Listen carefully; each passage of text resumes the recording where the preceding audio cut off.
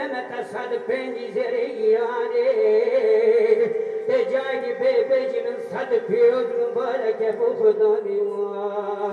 Hay vay vay vay vay vay vay vay vay.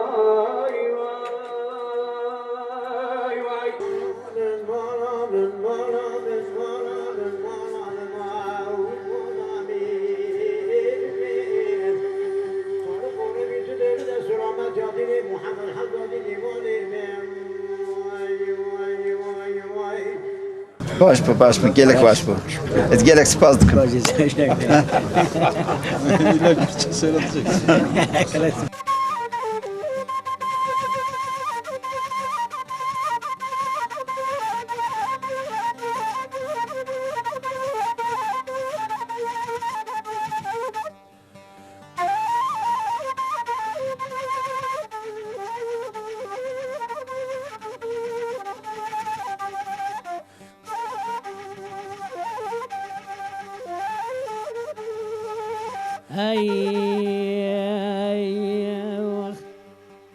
لو لو قربان بقون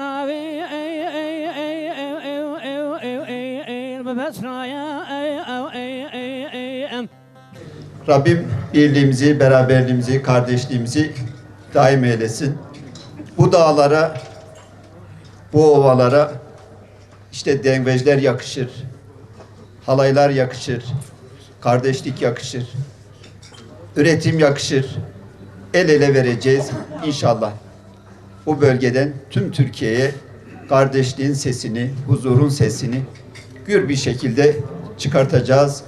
Memleketimizin huzurunu kimsenin bozmasına inşallah müsaade etmeyeceğiz. Denk 5 programının 3.sünü bu hafta icra ediyoruz. Sayın Valim istedik ki geçmişteki kültürümüz devam etsin. Ama bu gece baktık ki bir eksiğimiz var, çocuklar yok. Çünkü bunu nesilden nesile aktarmamız gerekiyor. İnşallah ilerideki konsertlerde bunu da yayınlayacağız. Bu kültürün yaşatılması adına, denkbejlik ve divanların yaşatılması adına bu programları icra ediyoruz. Bununla birlikte aynı zamanda bir kaynaşma, birbirini uzun zaman görmeyen insanların bir araya gelmesini sağlıyoruz. Hem de hemşehrilerimizle bir araya geliyoruz.